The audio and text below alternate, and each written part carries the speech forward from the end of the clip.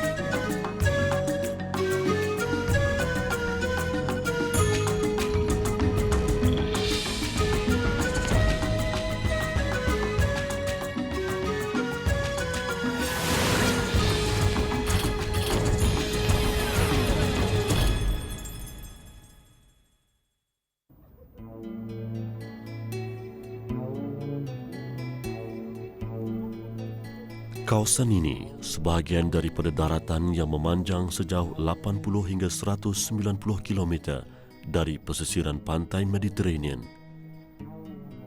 Ia disempadani oleh rangkaian banjaran Atlas yang memisahkannya dengan padang pasir Sahara. Kedudukan itu meletakkannya dalam bahagian Tel, bahagian yang paling subur di Algeria. Ia kaya dengan sumber air galian. Kesempatan itu digunakan oleh peladang tempatan untuk mengairi ladang mereka.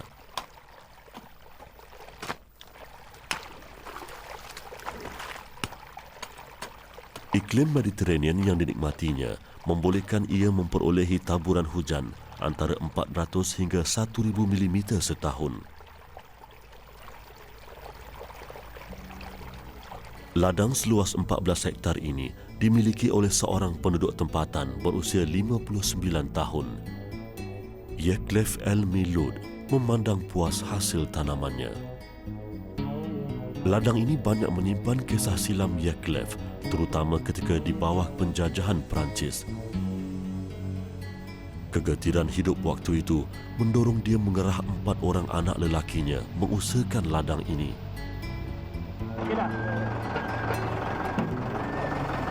Dalam usia 27 tahun, anak kedua Yeklef cuba memahami perasaan ayahnya yang telah menghambakan diri di ladang ini sejak berusia 10 tahun. Menurut ayahnya, sebelum kemerdekaan, hasil kesuburan ladang ini dimiliki oleh seorang warga Perancis. Ia adalah sebahagian daripada dasar penjajah yang menggalakkan warga Eropah memiliki tanah di Algeria. Lebih-lebih lagi kawasan pertanian kerana hasilnya menyumbang kepada perkembangan ekonomi Perancis. Ketika itu, Yeklef adalah antara pekerja yang diupah mengusahakan ladang ini. Layanan yang diterima daripada penjajah waktu itu melangkaui batas kemanusiaan. Warga tempatan dianaktirikan berbanding dengan layanan terhadap pendatang Eropah.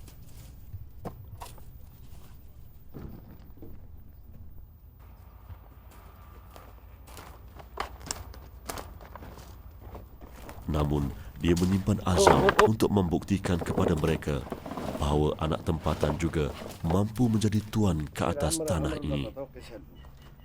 Sebaik Algeria mencapai kemerdekaannya, Yeklef menjual rumah dan harta lain semata-mata untuk membeli ladang ini daripada kerajaan. Hari ini, bukan setakat fizikalnya sahaja didambakan kepada ladang ini, malah dia berharap untuk menghembuskan nafas terakhirnya di sini. Pokok zaitun adalah tanaman utama ladang ini sebelum diambil alih oleh Yeklef. Baka pokok-pokok itu dibiarkan hidup hingga hari ini. Kawasan ladangnya tidak sesuai untuk ditanam dengan sayuran, tetapi ia terkenal sebagai pengeluar buah-buahan di Algeria. Dia mengusahakan pokok buah seperti apel, cherry, peach, pear dan tembikai.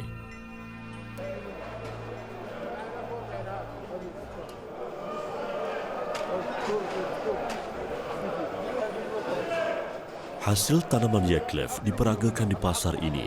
Ia adalah nadi kehidupan penduduk tempatan.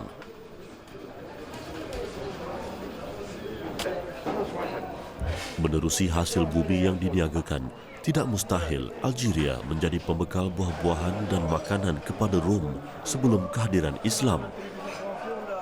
Pada zaman pemerintahan Islam pula, bandar ini berperanan sebagai pusat perniagaan antara sempadan Morocco dan Algeria sebelum barang yang didagangkan dibawa ke Andalusia.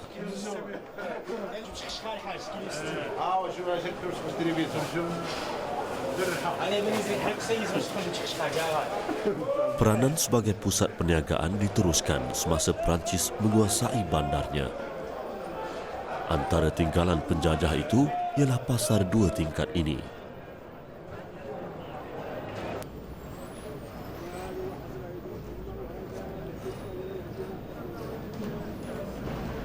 Selain pasar, mereka juga meninggalkan jalan-jalan besar yang dihiasi pepohon rendang dikenali sebagai boulevard. Ia kemudiannya dijadikan tempat penduduk tempatan bersantai, khususnya golongan tua yang asyik memerhatikan anjakan masa dan sejarah bandar ini sewaktu di bawah beberapa buah kerajaan Islam.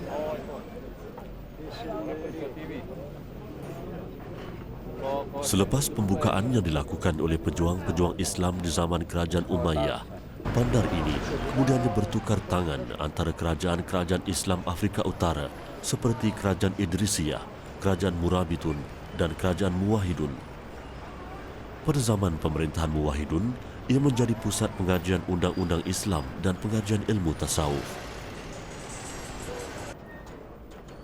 Mereka juga mendirikan banyak masjid. Antara yang kekal hingga hari ini ialah The Great Mosque atau Masjid Utama terletak di Jalan Amir Abdul Qadir.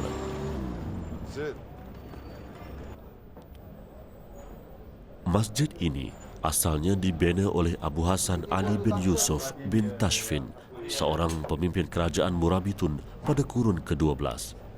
Apabila bandar ini jatuh ke tangan kerajaan Muwahhidun bermula tahun 1130, ia menjalani proses baik pulih di bawah seliaan pemimpin kerajaan baru itu.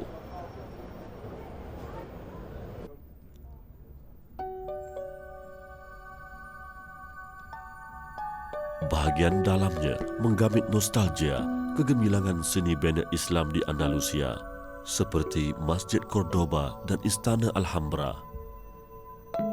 Persamaan ini disebabkan kerajaan Muwahhidun turut menguasai bahagian selatan Spanyol sewaktu kerajaan Islam Andalusia mula goyah.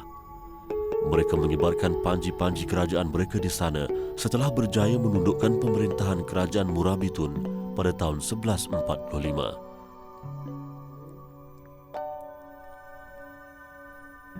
Tiang-tiang di dalam masjid ini menterjemahkan makna nama kerajaan Al-Muwahhidun, iaitu kumpulan yang berpegang kuat dengan prinsip tauhid.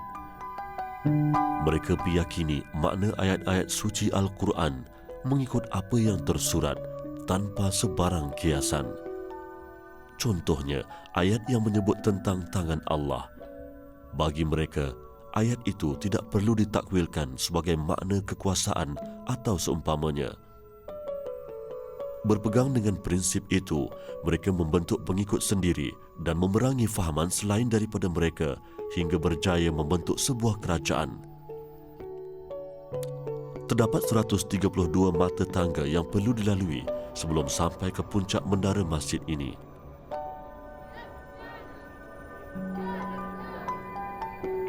Ia bukan sekadar berperanan sebagai tempat muazzin melaungkan azan, malah turut digunakan sebagai menara kawalan bagi melihat sebarang pergerakan musuh.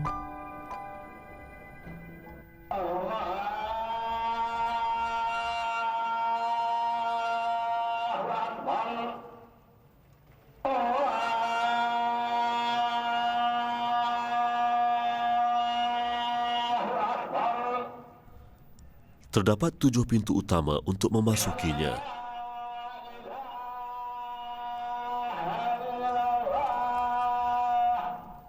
Ia menampung jemaah seramai 5,000 orang setiap hari Jumaat.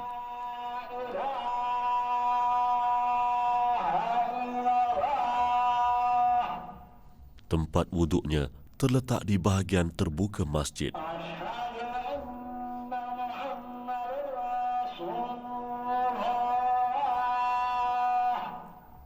Ia adalah lambang penyatuan akidah penduduk tempatan hari ini.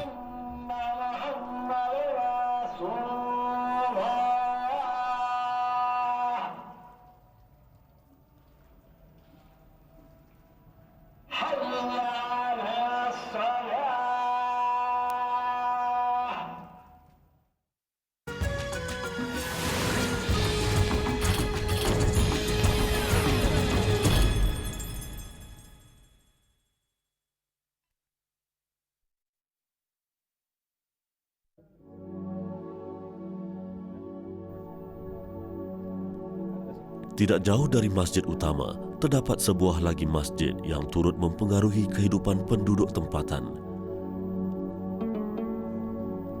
Ia dikenali sebagai Masjid Sidi Al-Halawi. Keistimewaan masjid ini ialah pada pancuran air yang diguna untuk berwuduk. Suhu airnya berubah-ubah mengikut musim. Pada musim panas, ia menjadi sejuk, manakala pada musim sejuk, ia bertukar menjadi hangat.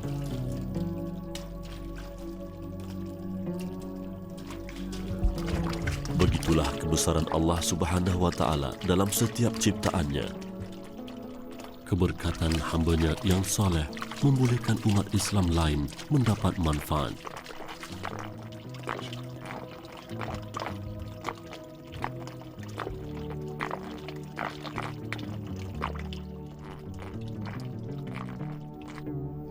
هذه السارية مرسوم عليها ساعة آلة وهذه الساعة حاطين تجي واحد Di bahagian dalam masjid terdapat sebuah tiang yang mempunyai lakaran jam matahari. ولما يعني الشمس تعاود تدور ويجي الظل على حساب هذا الآلة هنا. Ia pernah diguna oleh umat Islam di zaman pemerintahan Kerajaan Idrisiyah yang memerintah selama 4 tahun di wilayah ini. Menurut Imam Safani bin Anmar berusia 52 tahun, selepas kejatuhan Kerajaan Idrisiyah, kerajaan-kerajaan Islam yang lain turut menggunakannya.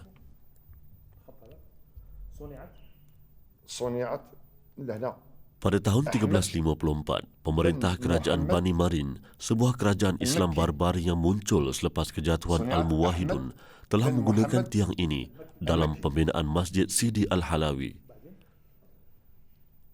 هذه هنا ساعة تعطيهم وكانت هنا كان واحد الآلة يتبع الضوء تعطيهم. Menurut imam ini, garisan-garisan yang dilakar mewakili waktu sembahyang.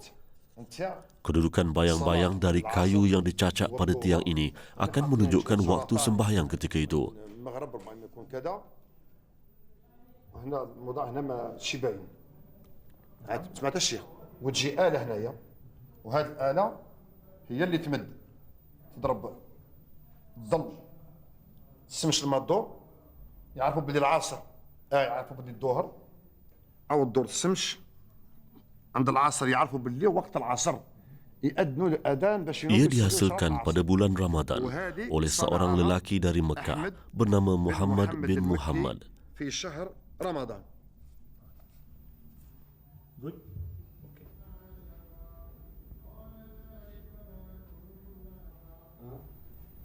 Di bahagian luar masjid, terdapat aliran air bawah tanah yang boleh dilihat dengan jelas. Menurut penduduk tempatan, ia berpunca daripada 2 kawasan tinggi, iaitu dari lapisan Atlas Tell dan lapisan Atlas Sahara. Walau apapun teori yang diberikan, ia hanya keluar dengan banyaknya di masjid ini. Jumlah itu mungkin menyamai sikap pemurah Sidi Al-Halawi ke atas penduduk tempatan.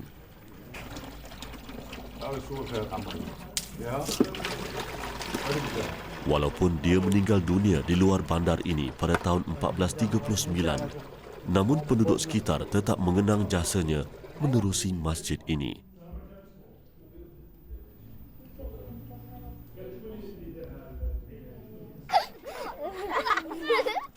Selain Sidi Al-Halawi, seorang lagi insan soleh yang banyak berjasa kepada penduduk tempatan dimakamkan di bandar ini.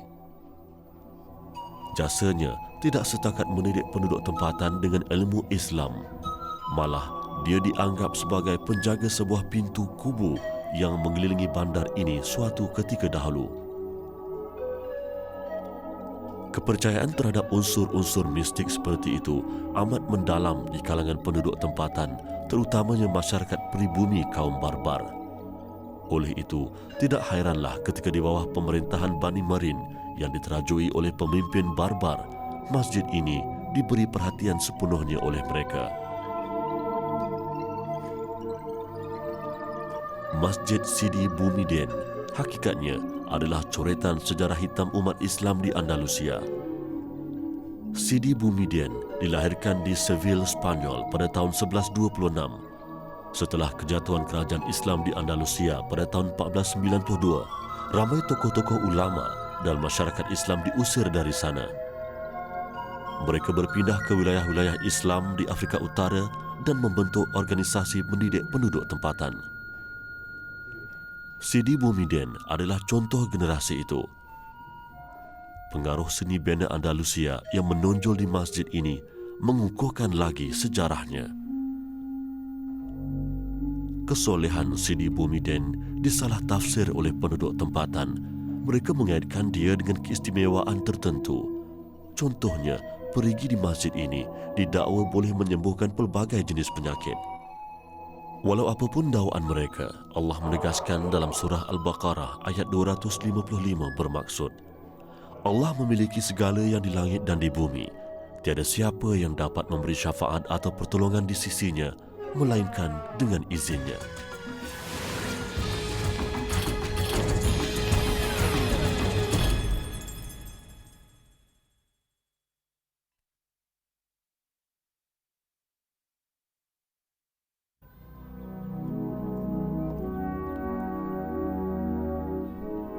Antara faktor yang menarik umat Islam Andalusia bertumpu di bandar ini setelah diusir ialah kebijaksanaan kerajaan waktu itu membangunkan wilayah mereka.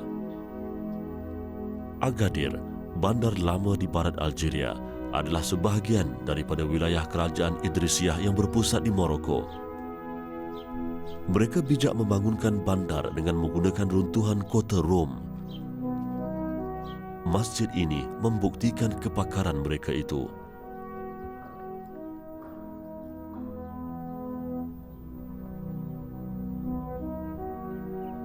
Kawasan lapang di hadapan Masjid Pemimpin Idrisiyah Muhammad Sulaiman menjadi misteri sejarah silam masyarakat tempatan. Ia dikaitkan dengan peristiwa bersejarah antara Nabi Khidir dengan Nabi Musa alaihissalam. Pengembaraan mereka didakwa sampai ke wilayah ini. Malah, sebuah daripada peristiwa ganjil yang dilakukan oleh Nabi Khidir terjadi di Agadir. Baginda dipercayai mendirikan dinding yang hampir runtuh bagi melindungi harta anak-anak yatim yang terkambus di dalamnya. Penduduk tempatan menjadikan tradisi memilih suatu hari tertentu dan menggali kawasan ini bagi mendapatkan harta itu. Ibnu Khaldun, ahli falsafah dan sosiologi serta ahli sejarah terkemuka pada kurun ke-14, menolak dakwaan dan perbuatan penduduk tempatan.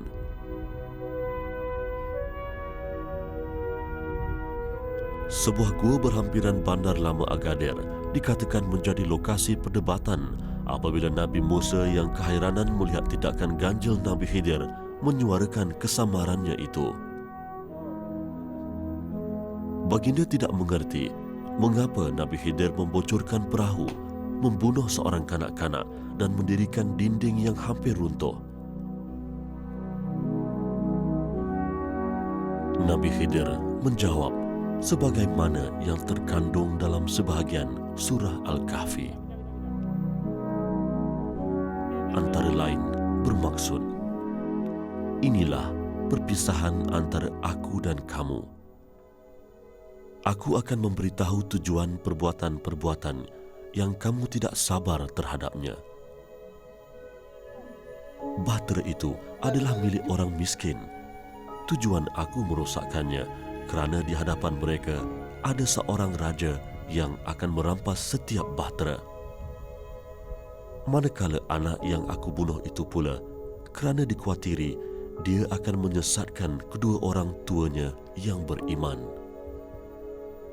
Sementara dinding rumah itu didirikan bagi melindungi harta anak yatim agar mereka dapat mengeluarkannya apabila dewasa kelak.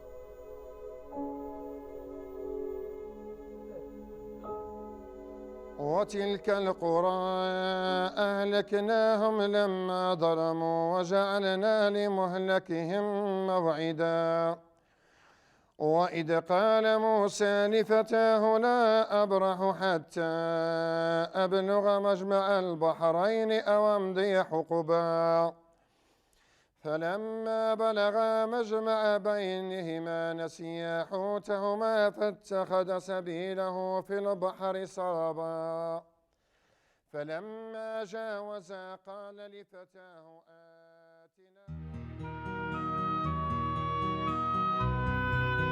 Sejauh mana kebenaran gua yang dikenali sebagai Ainul Mujadalah itu menjadi lokasi perdebatan antara Musa dan Khidir tidak dapat dibuktikan.